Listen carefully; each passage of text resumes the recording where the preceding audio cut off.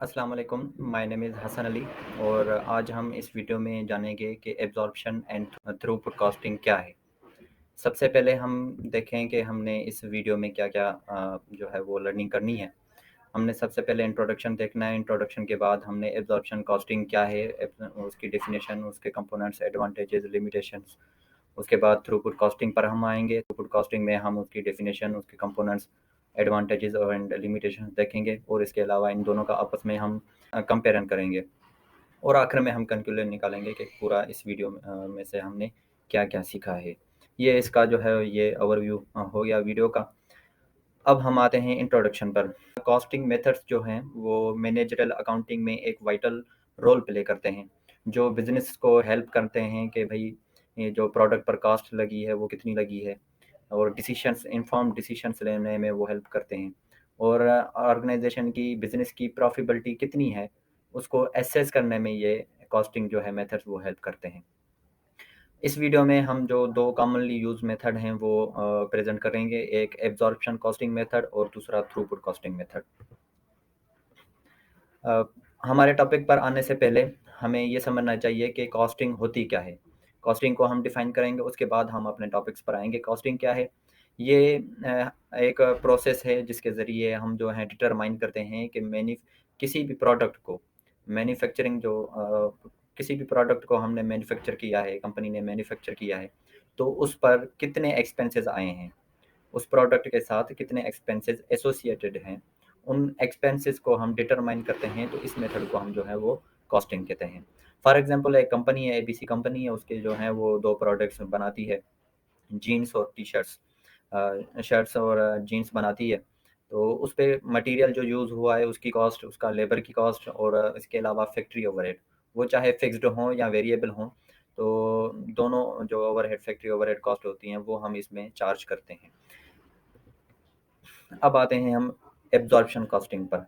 Absorption costing क्या है? ये एक सिस्टम है जो वेरिएबल और फिक्स्ड मैन्युफैक्चरिंग जो कॉस्ट होती हैं प्रोडक्ट्स की, उनको एलोकेट करता है, दोनों कॉस्ट यानी एज़ अ होल टोटल इसको फुल कॉस्टिंग भी कहा जाता है। इसमें हम डायरेक्ट मटीरियल, डायरेक्ट लेबर और वेरिएबल मैन्युफैक्चरिंग ओवरहेड, इसके अलावा जो है फिक्स्ड मैन्युफैक्चरिंग ओवरहेड, सारी जो है हमारी कॉस्ट होती है प्रोडक्ट की, वो सारी इसमें इंक्लूड करते हैं इस मेथड में। अब जो है इसका एब्ज़ॉर्प्शन कॉस्टिंग का इफ़ेक्ट क्या पड़ता है नेट इनकम पर, वो हम जानेंगे। एब्ज़ॉर्प्शन कॉस्टिंग में जो हम फ़िक्स्ड कॉस्ट जो होती है वो असाइन करते हैं प्रोडक्ट को, वो चेंज होती है वॉल्यूम के चेंज होने से। मतलब कि जितने प्रोडक्ट ज़्यादा प्रोड्यूस होंगे उतनी कॉस्ट जो है वो होगी और अगर कम होंगे तो वो कॉस्ट जो है वो कम पड़ेगी। इसलिए जो नेट इनकम होती है रिपोर्ट जो की जाती है वो प्रोडक्शन के साथ जो है वो चेंज होती रहती है।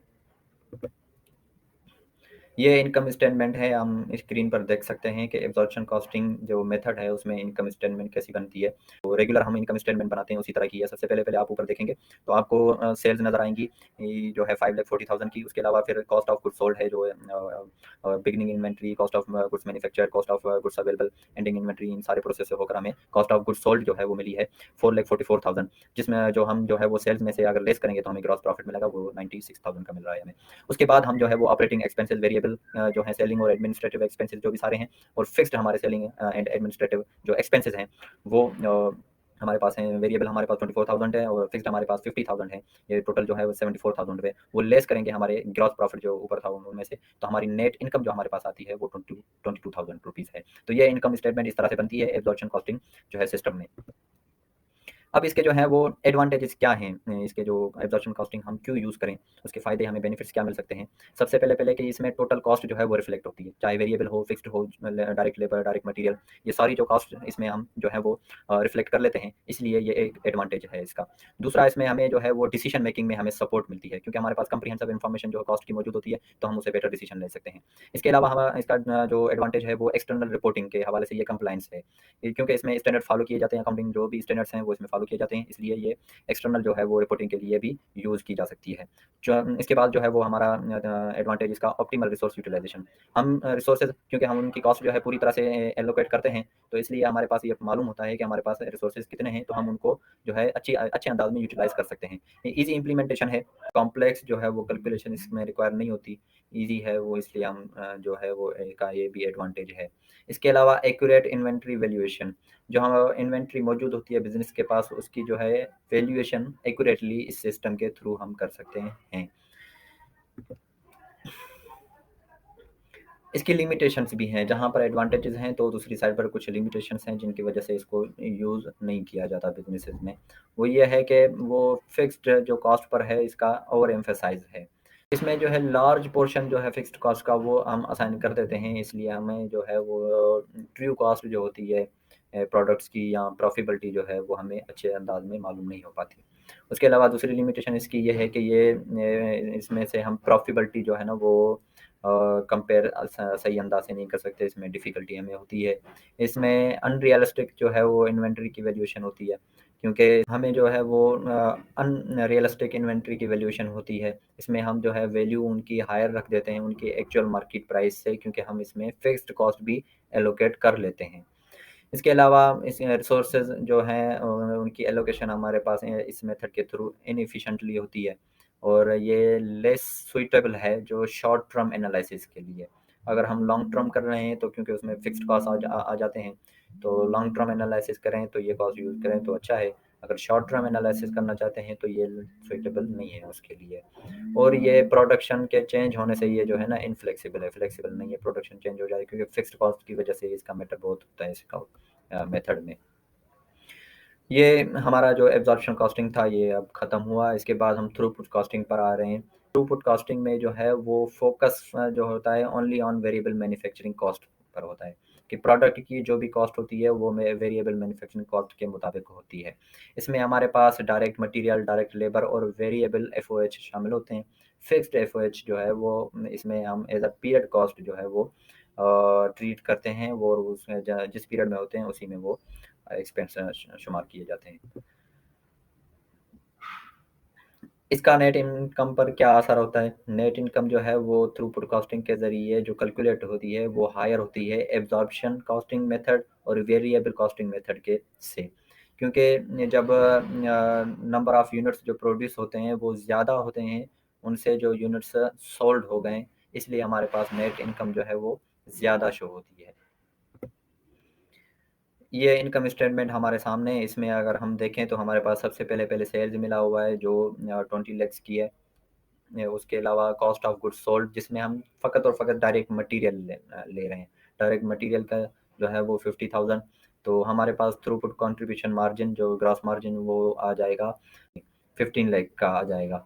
तो अब हमारे पास जो है वो अदर ऑपरेटिंग एक्सपेंसेस में हमारे पास डायरेक्ट लेबर की पूरी कॉस्ट जो 2 लाख है, 3 लाख फिक्स्ड एफओएच हमारे पास आ जाता है, और variable selling and administrative expenses जो है 40,000 के, और fixed and selling and administrative expenses हमारे 50,000 के।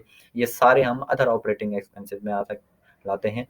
कॉस्ट ऑफ गुड्स सोल्ड में जो है वो हमारे सिर्फ और सिर्फ डायरेक्ट मटेरियल आता है। तो हमारे पास जो है नेट इनकम आखिर में जो मिलती है वो 7,60,000 हमें जो है वो मिलती है। इसके एडवांटेजेस हैं, वो एडवांटेजेस क्या हैं? इसका जो है वो फोकस होता है बॉटलनेक पर। जो प्रोडक्शन के मोस्ट क्रिटिकल जो है वो हमारे एरियाज़ होते हैं, उनको इंक्रीज़ करने में जो है वो ये ओवरऑल उसकी स्पीड जो है उस पर उसको इम्प्रूव करने में हमारी हेल्प करती है। इसके अलावा जो है दूसरा एडवांटेज जो इसका है वो सिंपल कॉस्ट कैलकुलेशन। इसमें जो कॉस्ट कैलकुलेशन है बहुत ही ईज़ी है, सिंपल है, क्योंकि इसमें सिर्फ डायरेक्ट मटेरियल कॉस्ट की जो है वो कंसिडरेशन की जाती है। इसके अलावा ये इम्प्रूवमेंट प्रोसेस है उसको ये सपोर्ट करता है। इसके अलावा जो हमारा एडवांटेज है इसमें डिसीजन मेकिंग हमारी जो है वो क्विकली होती है। फास्ट डिसीजन हम इससे ले सकते हैं कि प्रोडक्शन कौन सी प्रायोरिटी प्रोडक्शंस को प्रायोरिटी दी जाए, और हमें रिसोर्सेज जो हैं बिज़नेस के वो किस तरह से एलोकेट करें। उसके बाद जो है ये रेवेन्यू गोल्स के साथ अलाइन करता है। ये हमारा रेवेन्यू ज़्यादा से ज़्यादा करने में हमें हेल्प करना है, रेवेन्यू को मैक्सिमाइज़ करने के लिए जो है इसका फ़ोकस जो है प्रोडक्शन स्पीड को बढ़ाना है। इसके अलावा ये परफॉर्मेंस इसकी जो है प्रोडक्शन की परफॉर्मेंस को एवेल्यूट करने के लिए इसमें हम ईज़ी होते हैं। ये सिंपल एवोल्यूशन इसमें परफॉर्म होती है।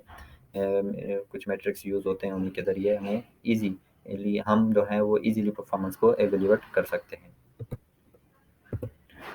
लिमिटेशंस है, लिमिटेशंस ये है कि ये फ़िक्स्ड कॉस्ट को इग्नोर कर देती है, क्योंकि फ़िक्स्ड कॉस्ट कुछ ना कुछ कॉस्ट होती है, तो उसको इग्नोर करने से हमें इन जो है वो एनालिसिस हमारा कॉस्ट का वो इनकम्प्लीट हो जाता है। लिमिटेड कॉस्ट कंट्रोल होता है इसमें। ये हमें इनसाइड जो है वो लिमिटेड देता है, क्योंकि इसमें हम फ़िक्स्ड कॉस्ट कंसीडर नहीं करते। उसके बाद जो तीसरी लिमिटेशन है वो ये निग्लेक्ट करती है नॉन बॉटलनेक ऑपरेशंस को। और लिमिटेड फाइनेंशियल रिपोर्टिंग, इसमें हम लिमिटेड रिपोर्टिंग जो करते हैं फाइनेंशियली, वो एक्सटर्नल नहीं हो सकता, वो सिर्फ इंटरनली होता है। इंटरनल भी वो भी बहुत ही लिमिटेड होता है, और इसकी एप्लीकेबिलिटी जो है वो भी लिमिटेड है। उसके अलावा जो आखिरी लिमिटेशन इसकी है ये कि ये नॉन थ्रूपुट कॉस्टिंग के फैक्टर्स को जो है वो कंसीडर नहीं करते, इग्नोर कर देते हैं उनको, जैसे कि क्वालिटी हो गया, कस्टमर सेटिस्फेक्शन हो गया, लॉन्ग टर्म स्ट्रेटेजिक गोल्स हो गए। ये जो है ना इन सबको जो है वो निगलेक्ट कर देती है। तो हम इनका अगर कंपेरिज़न करें तो फिक्स्ड ओवर कॉस्ट को ये सबसे पहले देखेंगे फिक्स्ड ओवर कॉस्ट को ये कैसे ट्रीट करती हैं। हम सारा कुछ जो है पीछे डिस्कस करके आए हैं। एब्ज़ॉर्प्शन कॉस्टिंग में जो है वो हम फिक्स्ड कॉस्ट को जो है वो हम एलोकेट करते हैं, लेकिन थ्रूपुट कॉस्टिंग में हम जो है फिक्स्ड कॉस्ट को consider as a period cost करते हैं, उसको प्रोडक्ट के साथ एलोकेट नहीं करते, प्रोडक्ट कॉस्ट के साथ। और इसका इन्वेंटरी वैल्यूएशन और कॉस्ट ऑफ गुड्स सोल्ड पर क्या जो है वो इम्पैक्ट पड़ता है। एब्ज़ॉर्प्शन कॉस्टिंग जो है वो उसमें फिक्स्ड ओवरहेड इंक्लूड होता है वैल्यूएशन के लिए, इन्वेंटरी की वैल्यूएशन के लिए और कॉस्ट ऑफ गुड्स सोल्ड के लिए। लेकिन वहाँ पर फ़कत और फ़कत जो है वो वेरिएबल कॉस्ट को हम कंसीडर करते हैं। इसके अलावा जो इनका इन्फ्लुएंस है डिसीशंस पर और प्रॉफिटेबिलिटी एनालिसिस पर, वो ये है कि प्रोडक्ट जो है कॉस्ट जो है वेरिएबल और फिक्स्ड दोनों कॉस्ट लेती हैं फैक्ट्री ओवरहेड की, जिससे हमारी प्राइसिंग डिसीशंस पर और प्रॉफिटेबिलिटी एनालिसिस पर असर पड़ता है। लेकिन वहाँ पे हम जो है वो फ़कत और फ़कत वेरिएबल कॉस्ट लेते हैं, इसलिए हमारी जो प्राइसिंग स्ट्रेटजीज़ हैं और शॉर्ट टर्म प्रॉफिटेबिलिटी एनालिसिस है, वो हम फ़कत कर सकते हैं। उसका फाइनेंशियल रिपोर्टिंग के साथ जो अलाइनमेंट है इन दोनों की एब्जॉर्प्शन कॉस्टिंग, ये हम यूज़ कर सकते हैं। ये कंप्लायंट है अकाउंटिंग स्टैंडर्ड्स के साथ, क्योंकि इसमें जो है वो फिक्स्ड ओवरहेड कॉस्ट भी एलोकेट होती है, लेकिन जो है थ्रूपुट कॉस्ट वो डेविएट करती है अकाउंटिंग स्टैंडर्ड्स के साथ, इसलिए कि वहाँ पर फिक्स्ड ओवरहेड कॉस्ट हम प्रोडक्ट को एलोकेट नहीं करते। तो हमारा इस पूरे जो टॉपिक से ये कंक्लूजन निकलता ये है कि एब्जॉर्प्शन कॉस्टिंग और थ्रूपुट कॉस्टिंग जो है वो इन फैक्टर्स पर जो है वो डिपेंड करता है, जैसा कि बिज़नेस की नेचर कैसी है। बिज़नेस की नेचर की मुनासिबत से ही जो है वो हम एब्जॉर्प्शन कॉस्टिंग या थ्रूपुट कॉस्टिंग के मेथड जो है वो सिलेक्ट करते हैं। डिसीजन मेकिंग की नीड क्या है, इसके अलावा जो है हमारी उस वक्त रिक्वायरमेंट्स क्या हैं, ज़रूरियात हमारी क्या हैं, उन ज़रूरियात को देखते हुए जो है हम कॉस्ट सेलेक्ट करते हैं।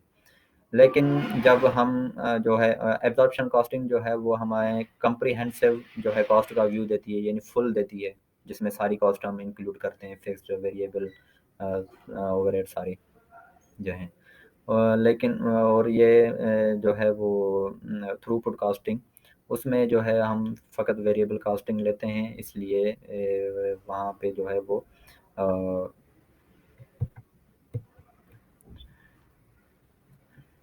थ्रूपुट और एब्ज़ॉर्प्शन कॉस्टिंग के जो है वो एडवांटेजेस और लिमिटेशंस को हम अगर समझेंगे, तो बिज़नेस जो है वो इन्फॉर्म्ड चॉइसेस जो है वो अपने गोल्स और ऑब्जेक्टिव्स को अचीव करने के लिए अच्छे अंदाज में ले सकता है। तो thank you guys for your attention. ये मेरी प्रेजेंटेशन थी। उम्मीद है आप को समझ आई होगी।